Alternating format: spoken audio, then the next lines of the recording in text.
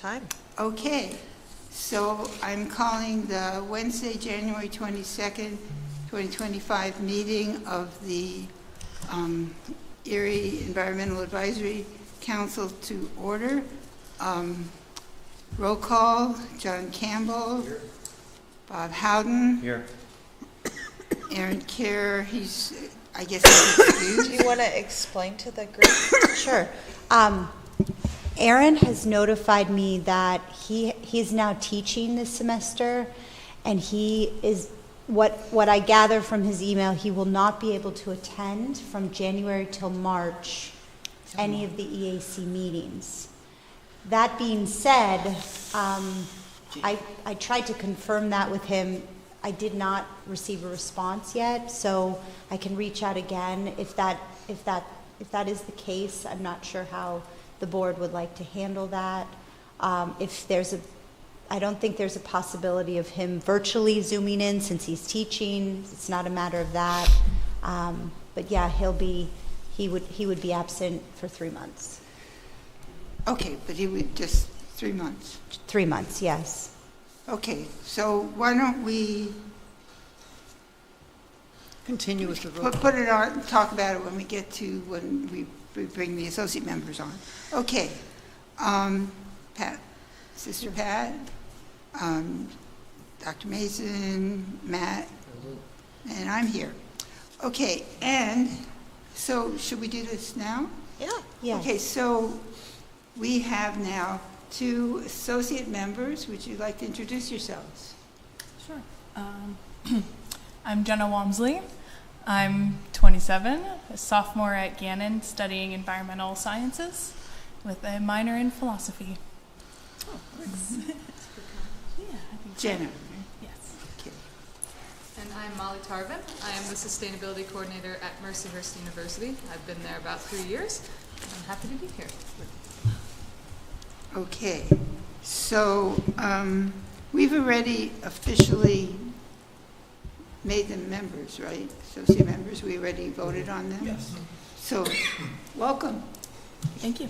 Okay, I will add them to the roll call list for next agenda. okay. So now we have the election of officers. So we'll start with the nominations for chair. I would like to nominate Matt Puz for chair. I'll second that. Any other nominations?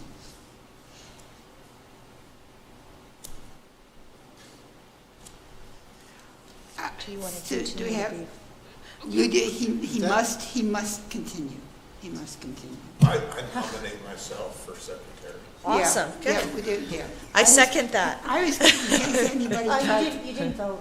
You didn't take No, I the vote. haven't. I'm sorry. Can Vote we? on both. So No, we you- have. I thought we were doing all Can we nominations. go in Sorry. order, please?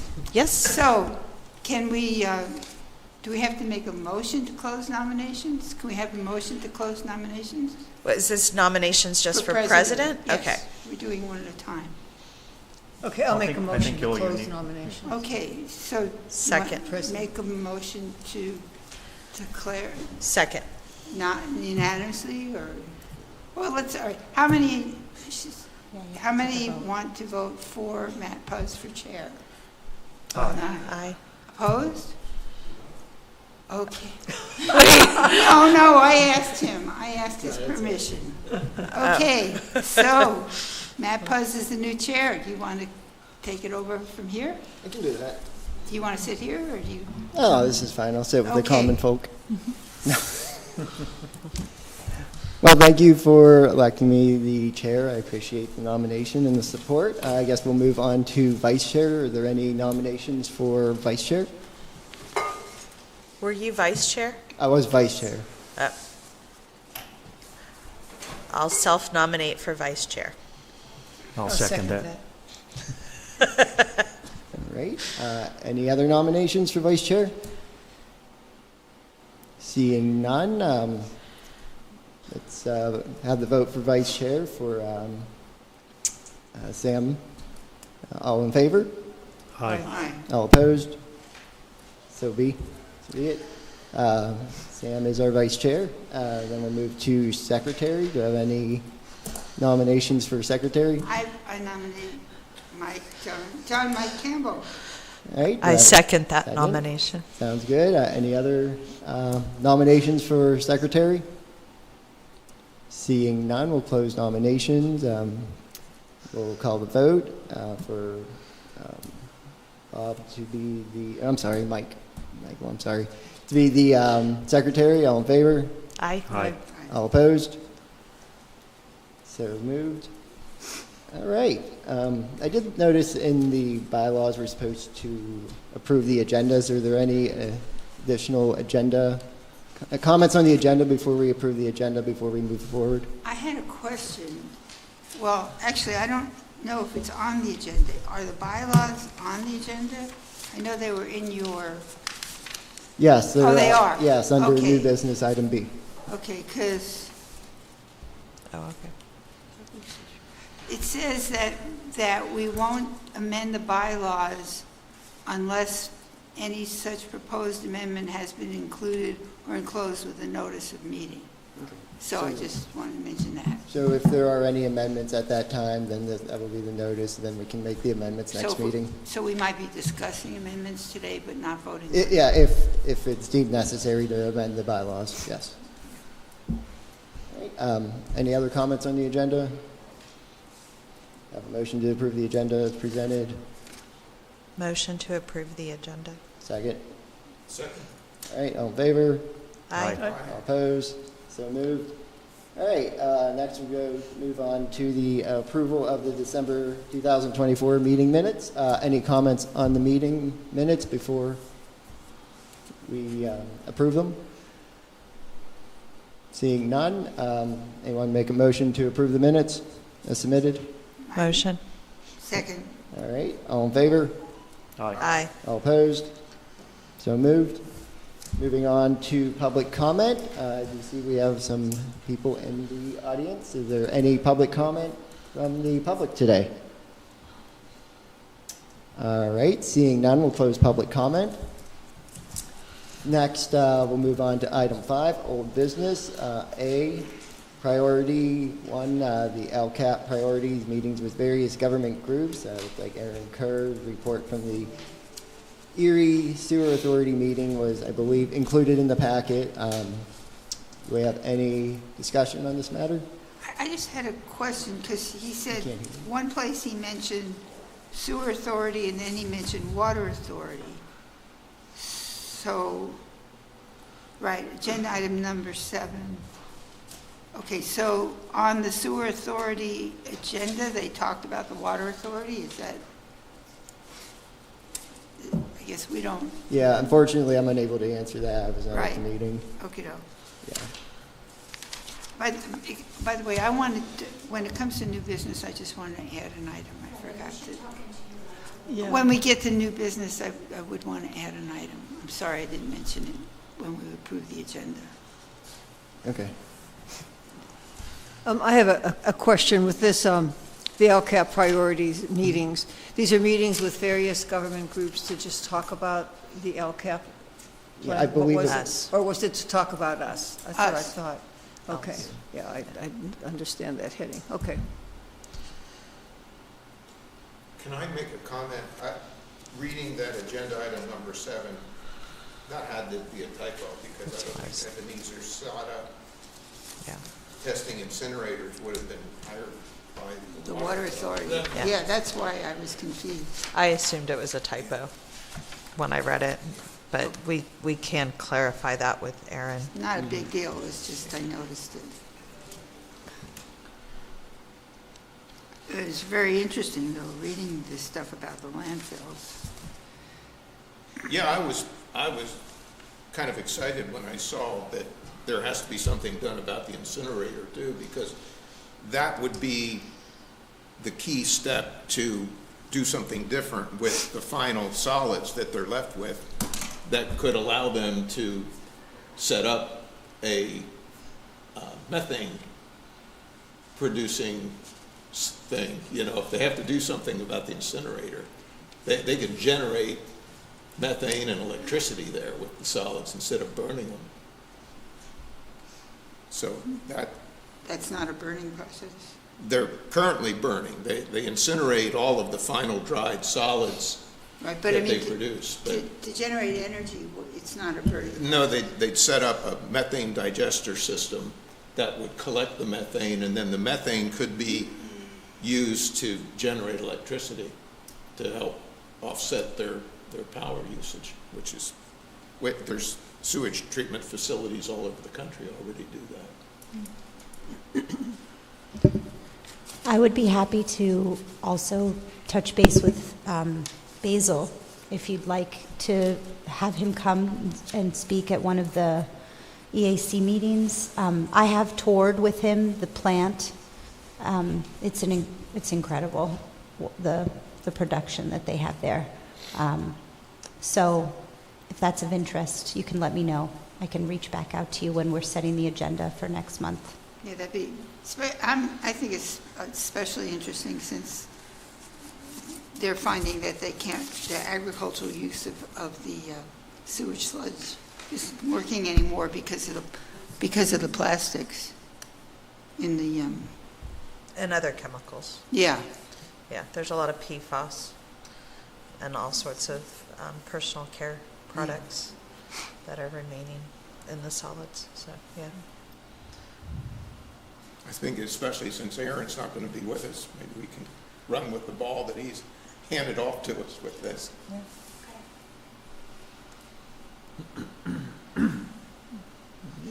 Is there anything in particular that you'd like me to ask him to present on, as what are some of the other options that they're exploring currently with the incinerator and other, Yeah. what are they I guess, called? like, what's the process, and how can we be a part of that process for the consideration of other options? Okay. Well, I'm curious, the statement about the landfill being unable to take solid waste, is that a space issue or a constituent in the materials? I think the solid waste that they haul to the landfill is the ash, and I would expect there's issues with metals contamination of the ash. That's Okay. probably It'd the be concern interesting at the to know. landfill. Yeah, it'd be interesting to know what that's about. Yeah, I've had the tour myself, so it's,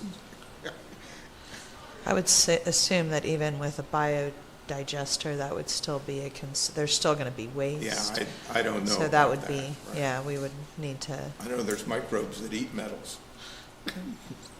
You haven't done the tour until you've done it with 20 kids. I've done the tour.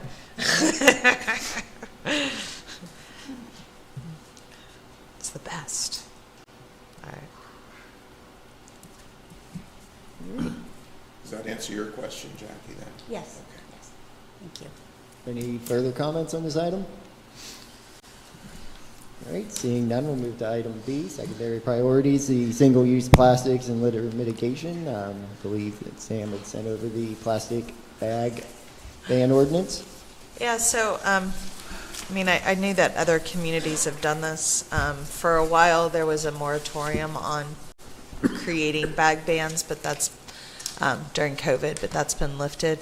And so Penn Environment has kind of renewed this interest. So I just was curious if this group was interested in this idea. Like, I didn't want to spend time working on crafting an ordinance for us to look at if everyone's like, no, we do not want to propose an ordinance. I know all we can do is make the recommendation to City Hall or to City Council, and then City Council would have to vote. I would assume that to make that recommendation to City Council, this group would like to see what such an ordinance would look like. Before crafting such an ordinance, I wanted to make sure that it was of interest to this group. The city council would probably want to have a study session on it. That's How often, that works. yeah. Okay. I mean, things like this, I think there's going to be enough public interest. And Mm-hmm. does the planning commission have to, yes, Oh, for an ordinance? yeah. Sometimes they do and sometimes they don't. I don't know the answer to that, because it doesn't relate to the zoning ordinance or the saldo. I don't know if it has to go through planning commission. Technically, it would not. That does not mean that the governing body, city council, couldn't send it to the planning commission for the recommendation. And know- I actually would recommend that. When we had the weed, you know, the native plant, which became the weed definition, that did go through the planning commission. But I think it's definitely something that I would like to see this group, you know, begin to do. Can we address styrofoam at the same time? Yeah, I was going to suggest, so I asked Jackie to pull up the map. So they, Penn Environment, when they sent out their email, you know, made a point that, you know, there's no, I forget how many, 35 local plastic bag bans statewide, covering close to 20% of the state's population. But if you notice, there seems to be a preponderance in a certain area of the state, which is not a surprise because that's also the most populated area. But yeah, there's definitely a lacking in our area of the state. But if you scroll down a little bit on that page, there you go. So the very first one there, the very first borough that's up there is, what is it, Narberth or something? Yeah. And they amended their original ban that came out in 2018. They amended it in 2023, and it also includes a ban on expanded foam polystyrene to-go containers. It includes straws. Plastic straws are given out only on request, and there's also a fee for plastic utensils, so that plastic utensils aren't just given out for free when you go to get like takeout. So that was the one, honestly, that interested me the most, because y'all know my passion, so I don't need to explain. But if that's something that y'all are, that as a group there's an interest in, I'm happy to, before our next meeting, reach out and get a copy of their ordinance and share it with you all for us to have a discussion about. I would assume that the process would be that we would have a discussion and then we would make a recommendation to the city council, and then the city council would have their study session. Yes. That's what I assume the Right, process would be. But they would want to have. Yeah, that makes sense. But that's what I'm suggesting that we could do under this to start working towards this second priority of ours. But again, wanted to make sure there was interest from this group before I spin my wheels. So one of the things that might be interesting to explore is there's a various purchasing cooperative things. And I know one of the ones that I looked at does address takeout containers. So, I mean, we don't want to get into the business of buying them, but if there's some way that we can make it more cost-effective for the entities to procure them. That would kind of be a separate initiative, though. This initiative would just be on the ban, and then, you know, if somebody wanted to look into, well, what are some things that are replacements that could be used, that would be another thing. Well, I was just thinking if there are likely to be objections from the user group, and if we can help them to come up with options.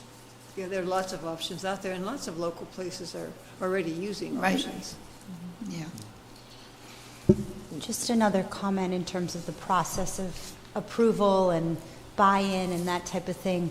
It might, and we can talk about this a little bit further in terms of how you might approach it, but you know, you do have a liaison to the city council. So even before you go into a study session, which yes, council does like those, and then it allows the public to have more transparency with the topic. But you may want to, we may want to bring in our liaison and even another person from council to discuss that ordinance at the next agenda meeting and be present and be here to ask questions or just to listen, so that you have a little bit more support when you go into the study session. So I could also ask a planning commissioner to come on, and we can always request support letters. Even if we don't have to formally go through that process, we can build support around this. So just a little bit, I'm learning. Do we know who the new council liaison is, or is it still Jasmine? It just changed. I don't know if it's still Jasmine, so I have to find that out. I don't know who it is, unless they may be taking vote today. No, I think it did change, right, Mayor? I don't know that they No. vote. Doesn't the president just do it? I know that, yeah, I'm not sure who it is, but we'll find that out, and we can invite them for the next meeting to be present. That's great. Yeah, I think that's a good idea. Yeah, I agree. So I heard one person say that they were open to this idea. How does including our new associate members, how do y'all feel? Just so I'm clear on this, so what it would Yeah. do is ban the single-use plastic bags at like restaurants, stores. So Kind how you define it, so generally speaking, they tend to be the larger plastic bags that normally people would use for groceries, which a lot of our grocery stores at this point aren't including anyway. So they usually don't include the smaller bags that people use for their fruits and vegetables. Okay. Much to my chagrin, but nevertheless. So it's see, there's a definition of what we mean by a plastic bag in the ordinance. And so you have, length and width and depth and even width of material. So some cities have gotten, in some cities where plastic bag bans have been put into effect, some stores have gotten around them by using bags that are thicker or thinner than what is in the ordinance. So I think that that's something for us to think about, is how we're going to go about defining it and trying to avoid those loopholes. But it is a ban specifically on like those takeout with the handles kind of plastic bags. Yes. But I like also including, what you said with the straws and the silverware. And Yeah. even when like I'll go through takeout and I'll say, I don't want any spoons or forks, and then they're in the bag when you get home anyways. It's like, Whenever I go to a restaurant, I say, with the water, I say no ice, no straw. oh yeah, I do too. But sometimes the water's already on the table with a straw in it. So it's going to take some education of the restaurants also, but. How Yeah. would that impact events like Rib Fest and Celebratory and vendors that are participating in those events? Yeah, these are all things that would be part of the ordinance. Like, do you have Yeah. exceptions for certain parameters? And this is, I think, where you get into, if we're banning polystyrene containers, which I imagine is probably the dominant kind of takeout container at something like a Rib Fest. That's where you would get into making, as we've talked about, like a requirement for events that, do we exclude events? Do we say at events you should be part of this conglomeration in order to get these at those are all kind of pieces to the ordinance that have to be kind of flushed out, I guess. Are you in communication with some of these other jurisdictions to know how they're, everybody's got events. Yeah. So I wonder how they're handling events. I'm fairly new to Pennsylvania, and so no, I'm in touch with Penn Environment. So then maybe they know. Yeah, Yeah. but I could certainly get in touch with, and I think that's also part of the study session, but I think these are points that can be raised in a discussion around this and things that, can be discussed in order to make it. I can just see that as being an issue with council or others that, what if, or what about, So I Yeah. think those are all I things think- that we need to think about. Having timelines so that if you're passing an ordinance, there's enough of a timeline for people to make preparations for that, I think is also kind of key on that. or charging, like, well, you can have them, but you have to charge for them. And charging for something is always better than giving a rebate. Like, this has been shown in statistics. So the fact that I can go to Starbucks and get 10 cents off by bringing my reusable mug is less effective than if I go to Starbucks and they charge me 10 cents for a disposable cup. Right. And so, you know, it could be that we say, well, you can use them, but you have to charge your customers this amount of money. And that money goes into some type of an environment fee. And then those monies are usually used for supporting environmental projects of the community. So putting in more trash cans or paying people to empty the trash cans. You know, I mean, that there are different kind of ways that money can be used. Yeah. And, you know, it might be advantageous if we're going to look into this to maybe reach out to like surrounding municipalities to kind of maybe look into it as well. I mean, the bulk of the retail in the area is not really in the city, you know what I mean? It's outside the city, so while it's us doing our part, just like from the map of Philadelphia, in the surrounding counties, it looks like that was almost like a joint municipal, I don't know, you know what I mean? Well, it's happened municipality by municipality, and this was an argument, and I can tell you in Ohio, one of the councils were worried that people were going to drive across like some borders in order to go grocery shopping, though I can also tell you that's been shown that people won't do that. I mean, people will postulate that people are going to do that, but they won't actually do that, you know, and so it becomes an argument, but it's not a valid one. What I'm trying to say more is that even if the city bans it, there's the other surrounding municipalities are still going to have the same level of usage regardless. So, and they probably may have a more intensive usage of the bags as opposed to, you know, Well, where are the grocery stores, actually? Well, yeah, that's what I'm thinking. I can only think of maybe 2, 3 in this city. Well, I don't know, is this something that the Council of Governments addresses, things like this? Do you know how they function? You asking me? Yeah.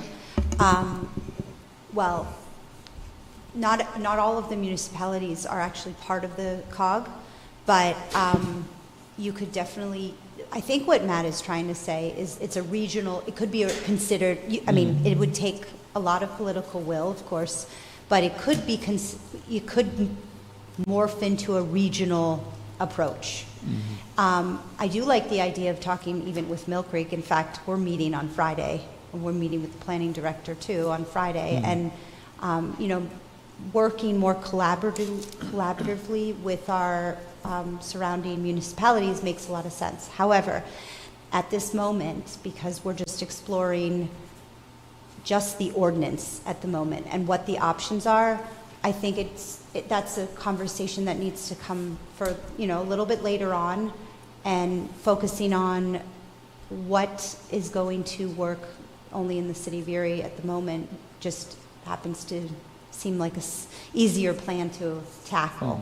But I do think, Matt, what you said, I like the idea of, you know, or even working through the COG to say that, look, this city is taking on this initiative. Would you be supportive? Would you reach out to other municipalities to gain support? Are they interested? We have draft ordinances. We have examples. Maybe we have some funding available for something. You know, who knows what incentives we could bring around that. But I think that's a good approach that we don't oftentimes broaden our scope with certain things, and I like that. Is it feasible to, while we're talking about this, to also bring in the plastic water bottles? Or is that go? I mean, I haven't seen any ban on. I've seen the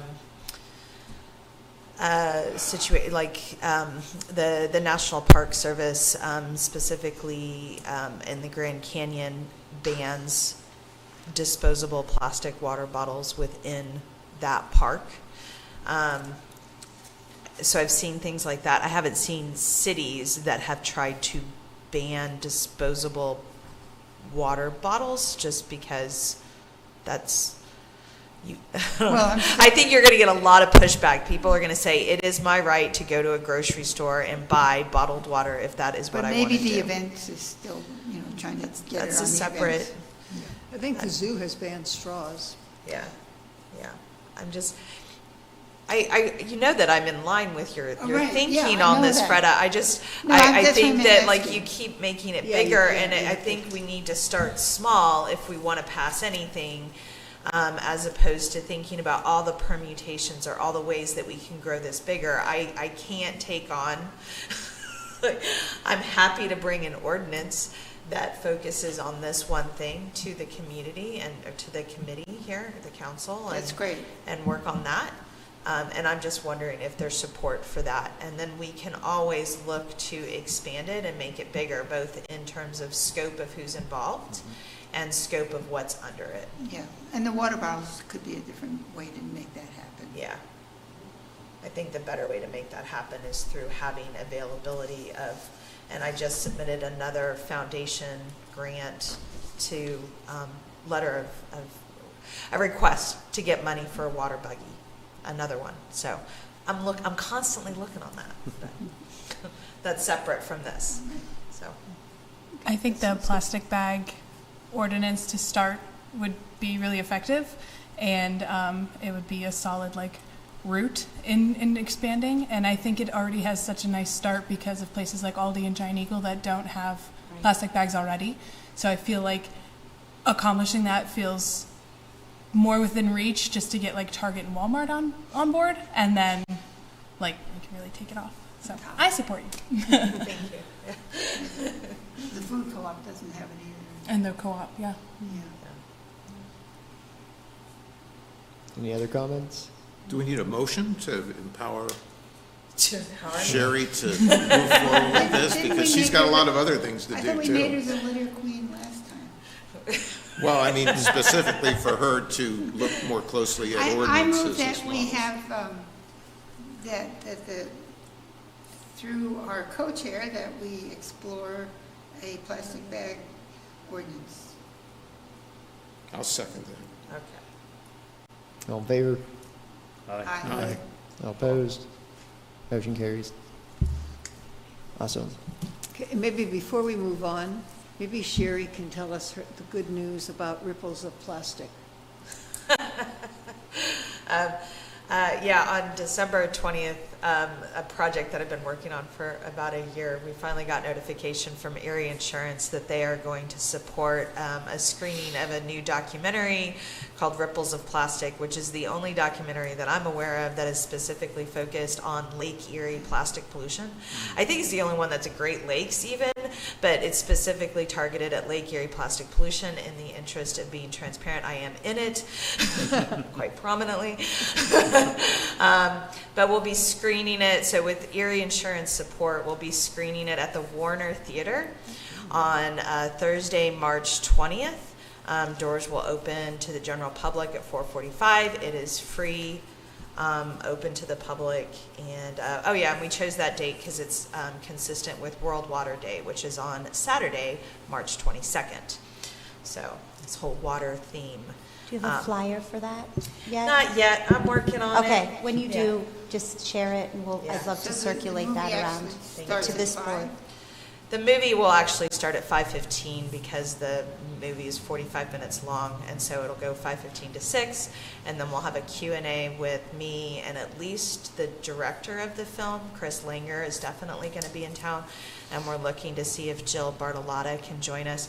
The three of us have been going on a little tour, so tomorrow we'll be in Cleveland, and then we'll all be in Alpena, Michigan on Friday. And we've already done a screening at another place in Ohio whose name I forget. But we'll see if Jill can join us as well. So we're going to do a Q&A from 6 to 7, and then we're going to usher everybody out of the Warner Theater at 7. But I'm looking for a secondary location where people can buy drinks and talk to us more, because I love me some plastic. Kudos, that's what I was gonna say. So anyway, thank you for asking me to share with that. You could have what is it, benevolent beers? Yeah, I wanted to do it at the bunker, but they're redoing their bunker behind Lavery's. Lavery's is my favorite, but they're doing renovations on the bunker, so I'm looking at other alternative locations. But yeah, something like benevolent beers. But y'all will be on your own for buying your beers at that point. Oh, your insurance not going to pick up the They're tab? not picking up that tab. All right.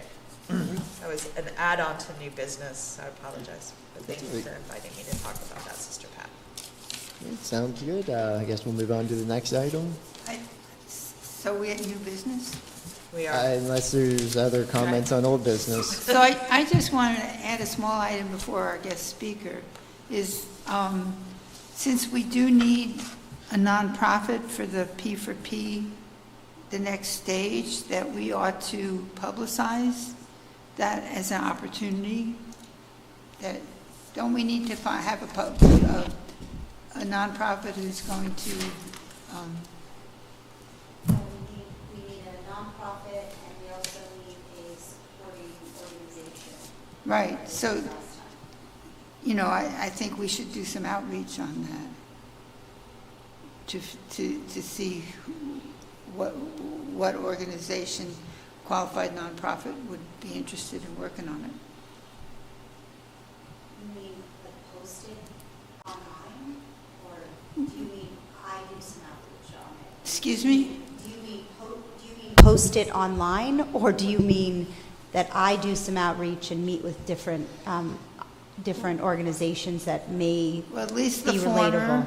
At least the former. I mean, we could announce it at city council or what, but just to say, you know, just so there's an opportunity to see who's out there that might want to work on it.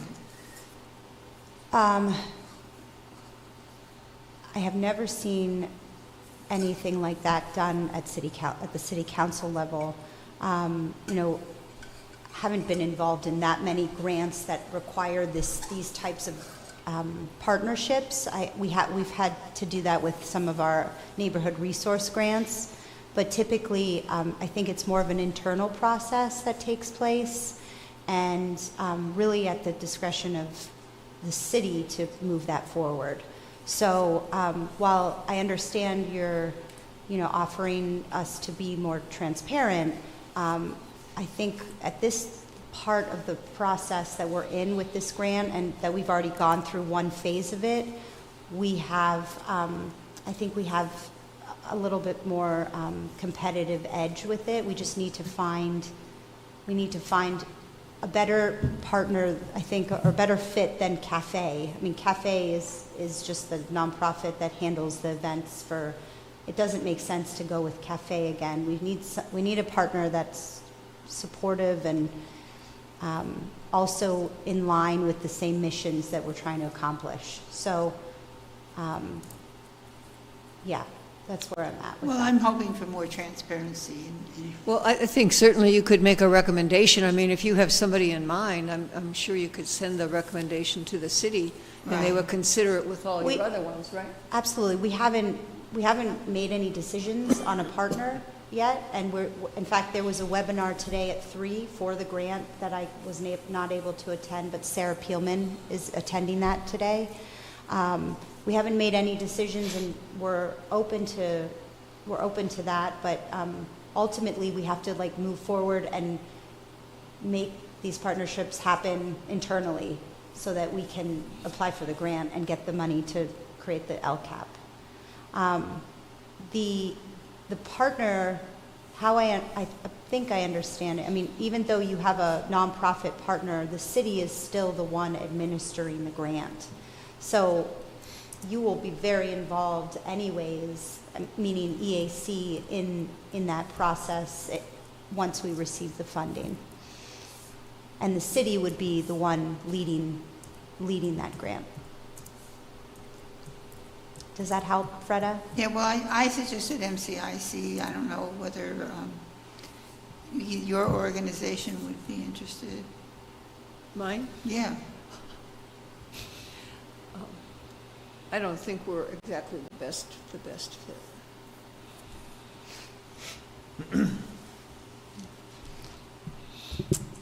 Sure, we can explore some of that with MCIC and think through that a little bit.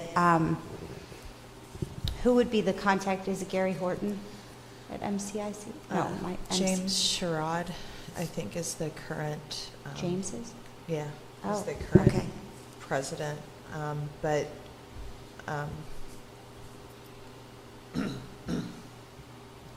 I'm forgetting his name right now, is more attentive to emails. I can give you. Okay, I'll email you. yeah. Gary is very unattentive to emails. Yes. Nice guy, Yeah. but don't I try think and we email. talked about that Yeah. last time, right, okay.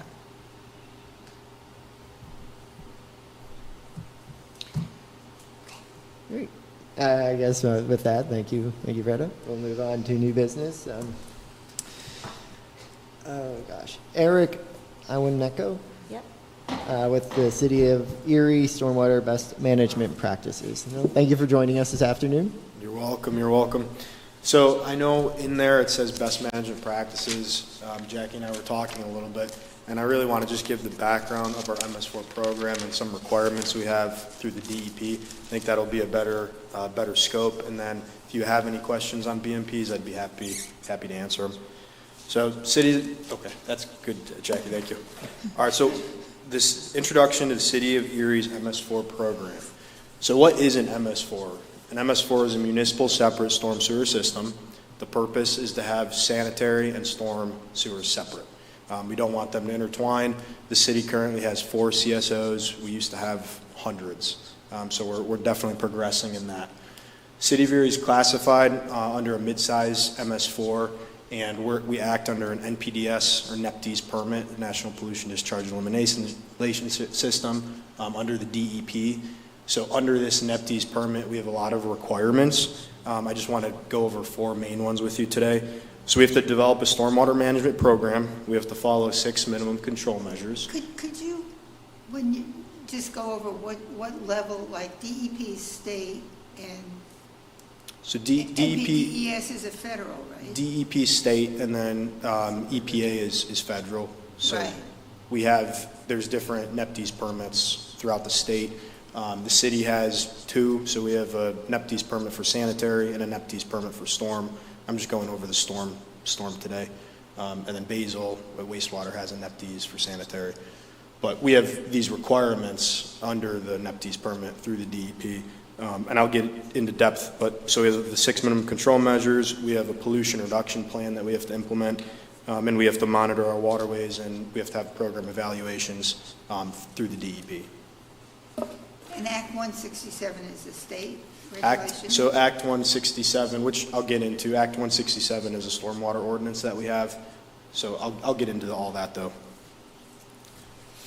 So just to go over our stormwater management program, so we have a few goals, and this is all under Act 167, stormwater ordinance. It's a requirement through the DEP. So this is what the city follows. The 3 main objectives of Act 167 is to manage volume, manage rate, and manage water quality.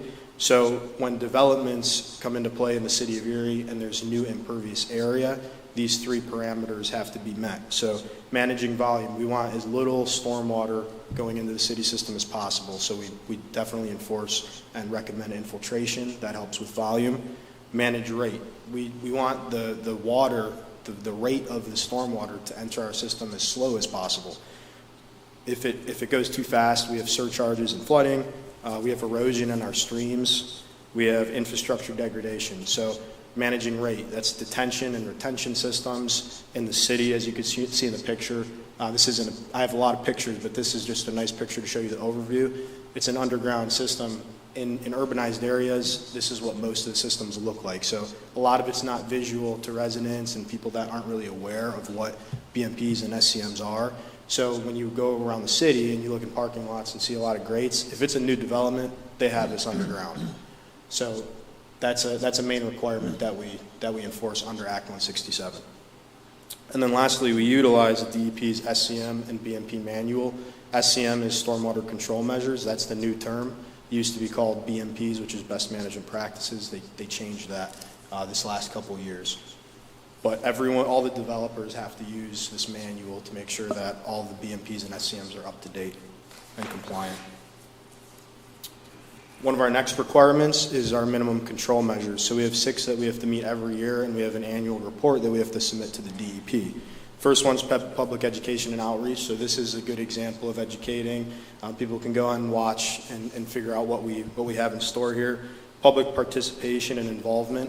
I can get your feedback, change the plan if you have any good recommendations. Another good recommendation is I know a few of you went last year. We had the BMP walk. We could do another one this year and show everybody what BMPs and SCMs are, give them a nice background in them. Illicit discharge detection and elimination. This is a very important one. I'm going to get into this in the next slide. Construction site stormwater control. When there's developments in the city, we don't only require them to manage the stormwater, but we also the stormwater after the fact. We also require them to manage the stormwater when they're developing. So when you have ground disturbed, you have a lot of loose soil. So without ENS, which is erosion and sediment control, all that sediment is pollution and goes into the storm sewer. So we make sure that they're implementing ENS. Post-construction stormwater management, so that's after the fact. So we actually have a dedicated stormwater inspector, and he goes out and he inspects these BMPs that were installed. A lot of owners aren't aware that they have BMPs in place, because back in the day they kind of just installed them, they never maintained them. So his main role is to go out, talk to the owners, and make sure that they're upholding their O&M. So everyone actually has an operation and maintenance agreement with the city, but you have to educate them on how to maintain those systems. So that's very important. And then the last one, pollution prevention and good housekeeping for the city. We want to make sure we're not polluting, and we also want to make sure that our infrastructure is in good shape. So we do a lot of inspections with infrastructure as well. Okay, so to touch on illicit discharge, this is a really important one. There's a lot of illicit discharge throughout the city. It's very unfortunate. A lot of people just aren't educated in this, so getting the public aware is really important. And illicit discharge is any non-stormwater pollution that enters the storm system. So it could be chemicals, oils, it could be anything, sediment, plastic. It's a good one. So if anyone sees this happening, it's really important to report it. I know Freda has reported it a few times in the past and helped me out. So getting the public involved and telling us when there's illicit discharge going on is extremely important. And there's many ways to report it. You can call City of Erie Engineering. We also just came out with a new reporting platform. So we have CRCs, which Citizens Complaint. But we also now have an illicit discharge reporting form online. So if you just type in illicit discharge, City of Erie, you can fill out a whole form, and that would help. It's live, so it goes right to my phone. I can go right out in the public and figure it out. So that's an important one. Next one. Good housekeeping. So infrastructure is huge. We have a lot of systems that are over 100 years old. So we're constantly out there checking the systems, we're cameraing them. We walk through a lot of the systems. People don't believe how big a lot of them are. Mill Creek, you could drive a truck through. It's pretty amazing. So making sure that we're coding them, making sure that if we have to replace or reline, those are really key points. Head walls, a lot of the systems that were put in back in the day, they don't really have a head wall, so we want to make sure that we can put in different structures that just helps the integrity of our systems. Pollution reduction plans. So this is a big one. Every 5 years, it's a requirement as an MS4 to have a 10% sediment reduction plan. So this 5-year span, we have to reduce 536,000 pounds per year of sediment. So that's a pretty big number. In our PRP, the main, you can have a lot. So street sweeping is one. Trees help a little bit, but they don't really give you that big number. The biggest one is stream bank restorations. That reduces a lot of sediment. So we have 3 stream bank restorations that are currently in design, and next year, hopefully they'll be implemented, bid out. Those 3 will actually get over the 536,000 pounds per year. So it's pretty amazing. And then I also want to add in there another plan that we put in place that's not in the PRP is litter traps. A lot of plastics, a lot of litter that goes into the streams. So we currently have 4. We just actually put in 2 this past year in Garrison Run. So there's 2 active in Garrison Run, there's 1 in Mill Creek, and then there's 1 in Cascade Creek, and the city maintains all 4 of those. Where's the Cascade Creek one? It's right over by Green Garden. So it's Green Garden and 12th. Yep. So Yeah. it's- They're working, there's a lot of knotweed that collects in them, but there's a lot of garbage. We've already filled up a dumpster, so, and they've only been there for a few months, so there's a lot of garbage going in. So the Cascade Creek one is north of 12th Street, or no? South. It's south. South? Yep, You wouldn't know it's there unless you know it's there. right. It's Hidden. It's very hidden. There's lot a of- small opening, and that's where it is, I'll have to- and then it closes back up. But, down the line, maybe putting another one at the end would be great, because it opens back up. There's a fence around it, so if you're driving on 12th, like heading toward, I don't know, heading west, like there's a random driveway that you would go down, and it's fenced. But, I mean, you wouldn't know it's there unless you know it's there. Ed Yeah. Kissel actually goes every now and then and gives me, we monitor it, but if there's a big storm, he'll go down there, give me a call, and we'll get it cleaned out. It overflows there quite a bit. It does, yeah, there's a lot of surging over at Cascade, so. So you get a lot of trash on Next one, Jackie. Okay, and then the next slide, the last slide, monitoring and program evaluation. So in 2024, we actually started a new thing, and we started sampling our frequent flowers. So we have 16 frequent flowers in the city. We have 36 outfalls in total. So the 16 are continuously flowing, and we started actually sampling. So we're sampling for pH, chlorine, total suspended solids, total dissolved solids, BOD, fecal coliform, phosphorus, conductivity, and nitrate. So these are the main that we're testing for. We have the results. We're going to test again in 2025. And go ahead. So are you continuously monitoring these, or you collect samples? So with our NEPTES permit, we have to, I inspect multiple times throughout the year, but minimum is once, and we take one sample. That's not a requirement, it's a recommendation. Okay, I so you're wanted just, to- at your 16 locations, you're taking one sample and running these things? One Correct. sample a year? One sample a year. The goal is to do more, but there's only a couple of us, and we want to at least get a baseline. So Yeah. we're going to compare, we're sampling the same time frame in the year. So we're going to get a baseline and compare these 2 years of data and see if we have any problem areas or hotspots, and then take it from there. Is the sampling done in the storm sewer or in the stream that it is? That's a good question. So we're doing the 16 samples at the outfall location, so the last location before it enters the bay. Okay, Yep. so they're all down along the bay? Yeah. All along the bay. Okay. Yep. And I have in the past, if we had illicit discharge, I do sample upstream, and then our lab is certified, so I take it to, I work really, really closely with our wastewater lab, and they actually run all the samples for me. So we The work, wastewater lab at the... yep, so we work very closely together. And then the last thing I want to talk about is we actually just had a 2024 audit through the DEP for our NEPTES, and there was no violations. So yeah, that's huge. I mean, we had an audit 5 years ago. There was violations, so we fixed everything from that audit, and we have none now. So just wanted to share that point out with you. Do you get a raise for that? Sorry. I don't know, Mr. Mayor. No, I'm just kidding. I'm just kidding. Okay. I already tried to get Sarah Peelman a raise too. I just figured I would just keep going every time we have somebody come in. Thank you. No. So I know that was a very quick rundown of our MS4 program. There's a lot involved. I just wanted to give the gist to you. If you have any questions, please let me know. What about runoff from huge dumpsters? Is that, That, it can definitely be, if there is a visual evidence of runoff from the dumpster, that's definitely illicit discharge. I walk a lot in the city because I live on 9th and Parade, and what do we call it now, Erie Insurance Arena, those huge dumpsters on Holland Street. Lots of times they smell horrible, but lots of times there's all kinds of stuff running out the bottom. That's something to report, and Okay. I would take care of that, because if you can visually see it and there's a scent, it's illicit discharge. So there's, there, no questions, I could definitely get into that.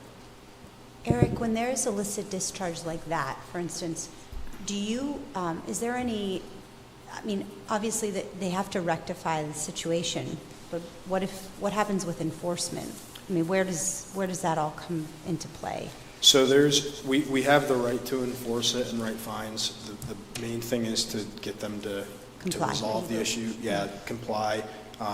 We don't, we want to work with everybody. Not everyone is well aware of the situation.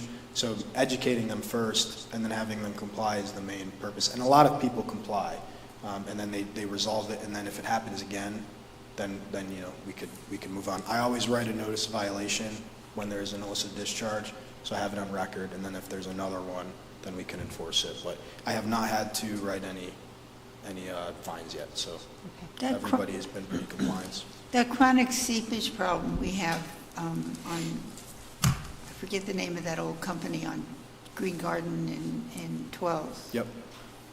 So you guys have sampled the sediment, or? We didn't sample that because we know what it was. It was their wastewater process backing up, and the DEP took that one over. So every illicit discharge, I have to report to the DEP.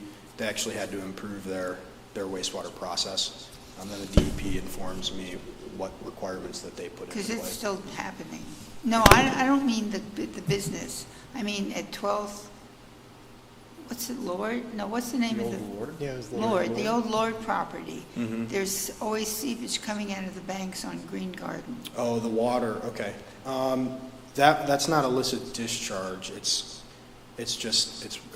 groundwater that's seeping through the hill.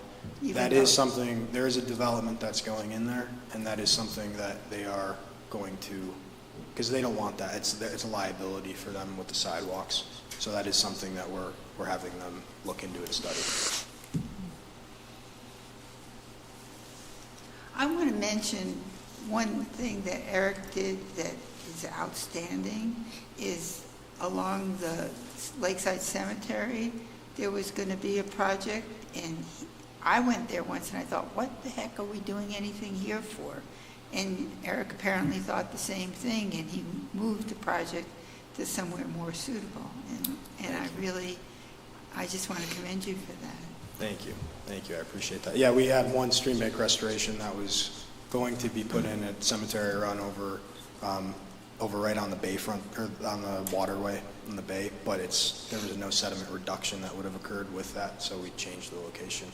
So now we're getting around 300,000 pounds with the new location, so. Just one other quick question. How much of what the farming, how much of that impacts the stormwater here in the city? Do we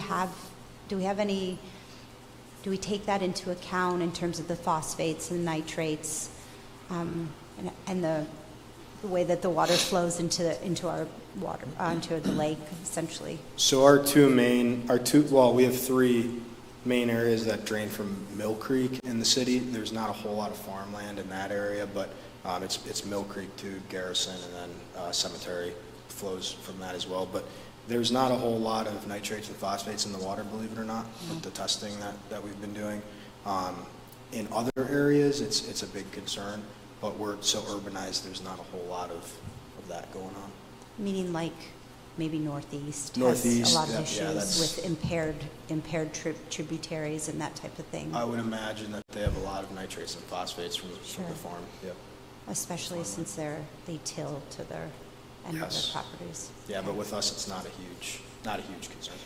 Lawn chemicals could be an That's issue. what I Well, was yeah. going to ask, Like was about for people, lawn yeah, and chemicals. so that is something that this group could also look at is, Right. and other communities have done that, have imposed ordinances within cities on, how often you can fertilize. If you can fertilize, how often, when, like being aware of, is it going to rain tomorrow or later today? Maybe don't apply your fertilizer and have it run off directly into the storm drains. And if you could follow the directions instead of using 2 or 3 times much because you think But it's my better. lawn will be greener. Yes. So you don't have because you're only doing it once a year, you don't know if we're getting a spike from when people are salting and things like that? I do not know. Plua has data on salt in 5 streams. Yes. So, 7 Mile, well, that's outside of the city. so the more urban, and a surprise to nobody, the more urban the stream, the more salt Yeah, we see big spikes in the winter. Yeah, so we see I'm spikes sure we're going to see really big spikes this this winter. winter. People yeah. are pretty It's more generous fun. with the salt that they put out. Yeah. And they don't sweep it up afterwards if it's still there. No. Anyone have any other questions with the MS4 program? I've got a geeky one. Do you sample during dry weather? Because I'm surprised you haven't detected coliform. So we have to sample during dry weather. It's Okay. 48 hours after the last rain event All right. is when we have to do the sampling. And there is coliform in the samples. So this year, we're going to try to compare that number and see if it has decreased. Back in the day, there was illegal connections. Most of them are gone, but every now and then you'll find a couple. So that's the goal, is to eliminate everything we possibly can. I was thinking about coliforms from dog doo-doo washing into storm drains and. That's another, yeah, and that could be what the coliform's from. Yeah. I've actually had to call sewers a couple times because you walk by corner catch basins and they're full of bags. People do that in Yeah. the city. So if you look, see I it, put it in call a it in. bag.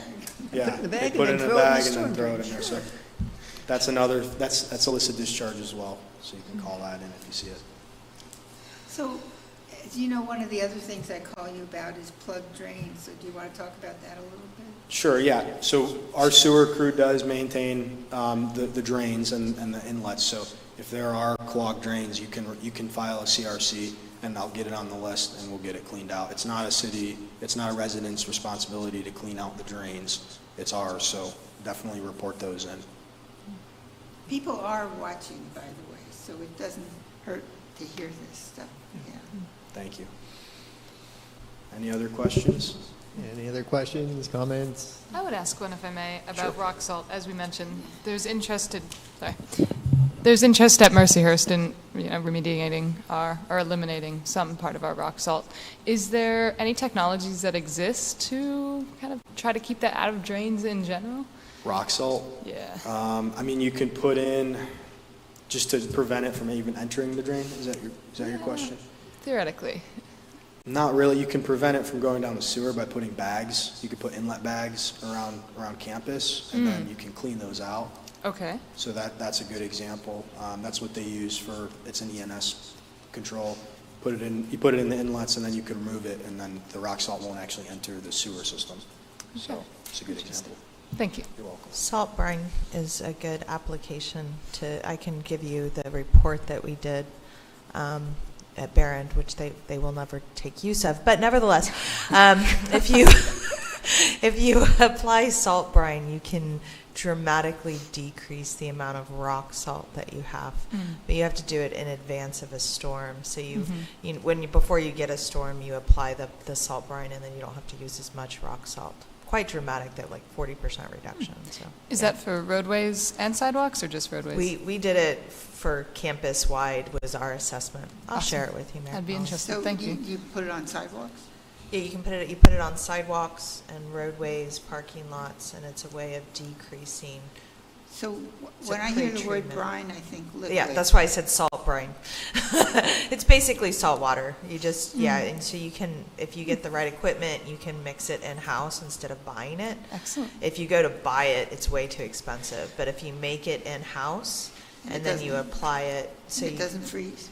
no, it's Salt. salt, yeah. So it's just diluted already, and then you apply it as a precursor. So you'll still end up using some rock salt, but dramatically decrease your usage. Interesting. All I'm right. sorry. Yep.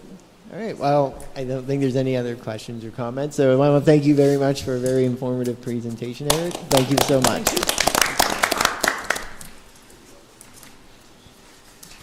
All right. On to the next item, EAC bylaws. Oh, I didn't. I thought we were done. And could I ask people, please, to speak into the mic? The volume in this room is terrible, and when you can't hear anyways, Right. I agree. And I'm sorry if I didn't do it. I can always hear you. All right. Any comments on the bylaws? I was wondering if on page 2, Article 5.1, we could change the EAC shall select to the EAC may select. That was also my comment. page 2, Article 5.1, and change the word shall to may, so it'll read, to encourage community interest and provide broader input, comma, the EAC may select up to 7 associate members.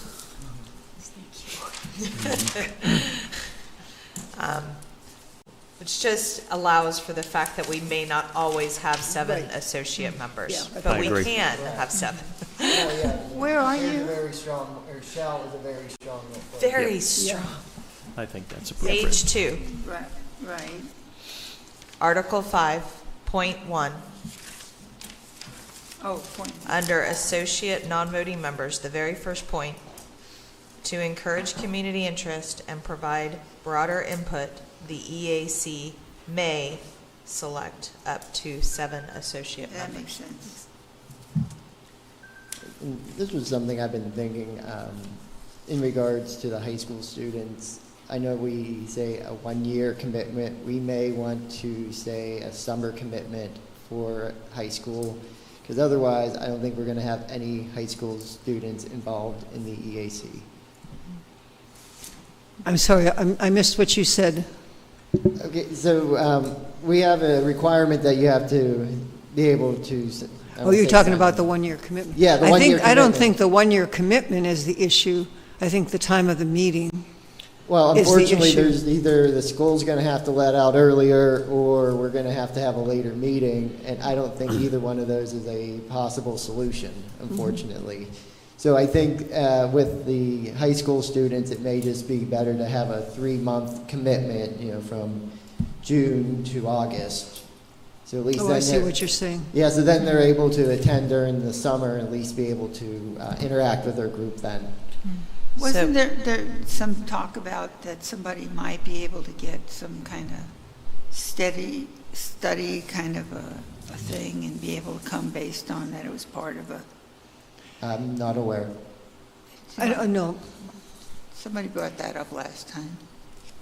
So you would amend the language to say at least a 1-year commitment to attend meetings with the exception of high school students? Something like that, yeah. And that was just something that popped into my head right now, so I didn't have any, you know what I mean? I didn't have it fleshed out, but.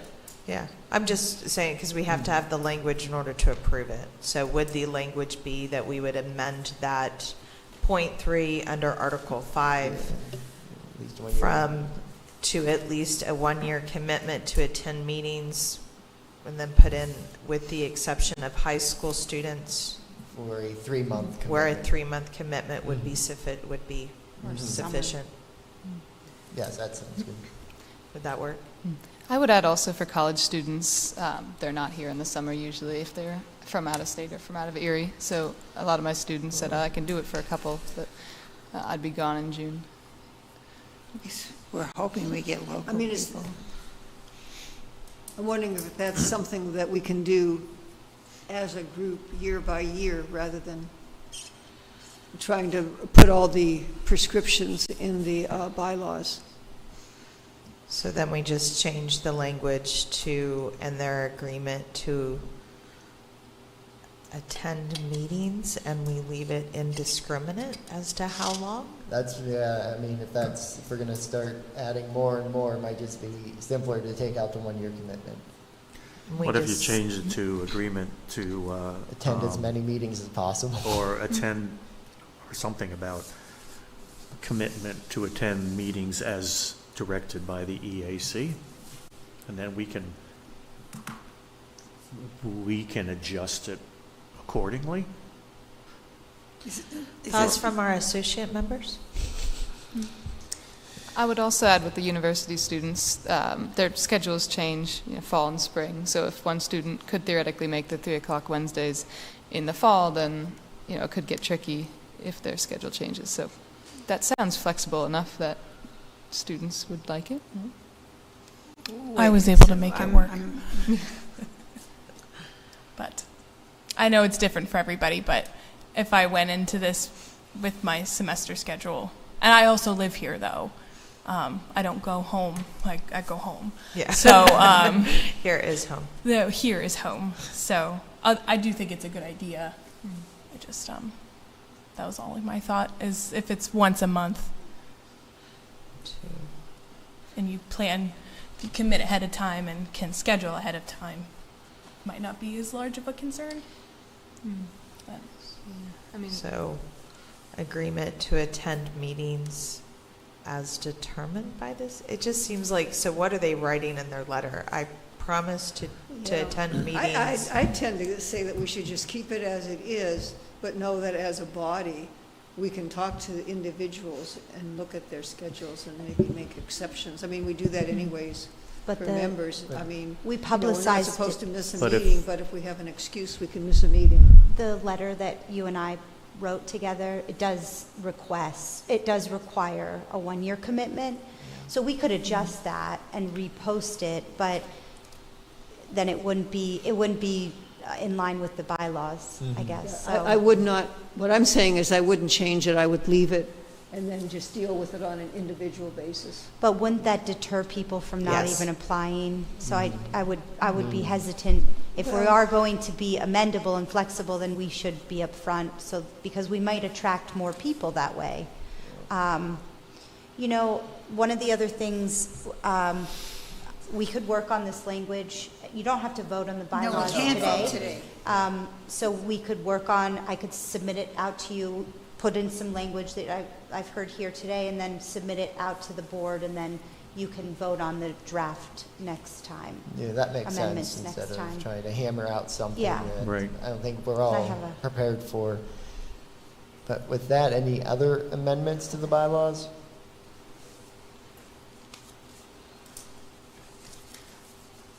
I would just say, because we have a member who, we may, speculative still, but may have a leave of absence for a few months. I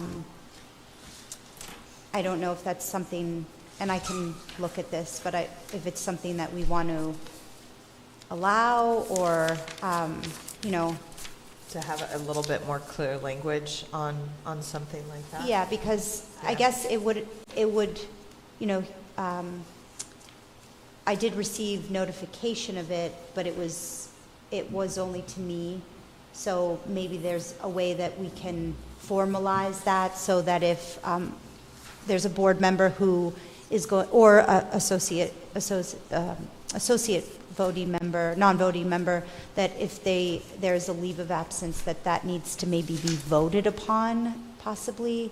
I could put that into the bylaws, and you guys can take a look, and, Yeah, if you could send us some language, I think yeah. that would be Yeah, and it'd good. be, especially, you know, if the person has a very regular attendance record versus, you know, somebody who's being absent, excused or not, but 3 on top of a lot of excused absences would be. Sure. Do we know when does Aaron's appointment? I know I don't you're want on- to, I don't want to give any, I'll find out, and I'll ask Aaron maybe to email all of you, so that the story comes from the source. Yeah, Because 'cause- I didn't receive confirmation on what the full details were. Right, because Sam's on the agenda for tonight to be renewed. And I have another question. Was everybody reappointed whose terms ran out? No, not I yet. think it's tonight. Yeah. No, well, you're the only, Well, only, I Sam- am too. Sam was Sam is on agenda. Matt does not have to, I just found this out and learned something. You are a mayoral appointment, so you don't have to be on agenda. So, That's correct. well, they better reappoint him since he's the chair. the mayor's already agreed to reappoint, yes. And then Jasmine reappointed and Well, put it on the she's agenda on for the today, agenda. yeah. And I will say regarding Aaron's situation, it does say that we may notify, you know, who are absent without reasonable cause. I think that's reasonable cause to be Yeah. absent for 3 meetings. Yeah, as I long don't as he wasn't also necessarily know if we absent need for to actually 3 other. Amend it. I mean, we can always, I guess if you want to look at something, we can, but I think the bylaws allow us enough flexibility to We avoid could also any- put in some I mean, you could get really restrictive and just say, you know, if it's going to be more than 6 months, let's say, then the board has the ability to vote whether or not to allow for that leave of absence. Yeah, And that's you what I could was do going to say. If something it like happens that. for one semester, okay, but then if it happens the very next semester too, then it's time to. Yeah, I mean, Yeah. I would Appoint think some- if that reappoint comes up, somebody. the person would probably resign. Yeah, I mean, yeah. At least in good faith, as Sure. I would think, but I don't know. I think some language in there that allows, because I don't really feel like the language in there, so I wouldn't mind seeing some language that allows us a little bit more, I don't know. I don't, the way I read it, we didn't really have any ability to say, to do anything about Aaron not, and which is not to say I want to do something. I want to be really clear. I was just like, oh, this is a new situation, and so it makes you read the bylaws in a different way. And does it allow us the flexibility where if somebody is continually doing this, do we have the flexibility to say, you can't be a part of this anymore because you're not here? I mean, as it stands, we have 6 voting members. If we were ever to vote on anything, that's really awkward, right? The whole point of having an odd number is that no matter what, somebody wins or, a vote is cast. So I just think some language that allows us a little bit more control, I think, is warranted. Yeah, and I didn't also want it to seem that I was like saying to vote Aaron out. I was just saying that, I know what you're putting down. he notified me, and I wanted to make it clear to the board, but I'll certainly ask him to be more clear and give more details on what his schedule is like for the next couple months. Yeah, that would be good. No, it sounds good. Thank you. Any other amendments? Proposed amendments, I should say. All right, sounds good. Moving on is the associate non-voting member, and I just had that, I believe, Sam is her name? Sarah Sarah, I'm sorry. Sarah Wedkin. Wedkin. Yeah. I read through, I don't have any You look great. issues. Yeah, I was gonna, given the time, because I can see the clock behind you, I was gonna move that we approve her as a Second. as an associate. You got a second? All right. All in favor? Aye. Aye. Aye. Opposed? Motion carries. We will welcome Sarah Wedekin to the associate EAC membership. Yay. All right. The next item is the EAC annual report. I don't know if anyone read the enabling legislation, Act 148 for the Environmental Advisory Council as put out by the state. It specifically says we need an annual report. So we probably should do something. I'm not quite sure how intensive of an annual report last year will be, because I know we were just starting to get everything moving along, so it might be pretty, Sure. you know what I'm saying? Yeah, I think that's a good, we need to do it, we have to do it, we're required to do it. I'm going to look at a little bit, I'm now in charge of the Planning Commission, so they have an annual report that they usually approve like in March, which I know seems a little March bit. 1st. March 1st, yeah, so, which seems a little bit far, like, far out from the year, but I don't think we have to go out that far. But even if we put I'll put something together, even if it's just our priorities, what we've done over the past year, what we've talked about, what we've accomplished. I mean, it can be just simply bullets at this point, if that's okay. Yeah. And then Highlight maybe we the can be more in depth. That's what I would recommend when I do the annual report for the Planning Commission. Yeah. I'm always like, here's what we did, land Right. development, subdivision, blah, blah, blah.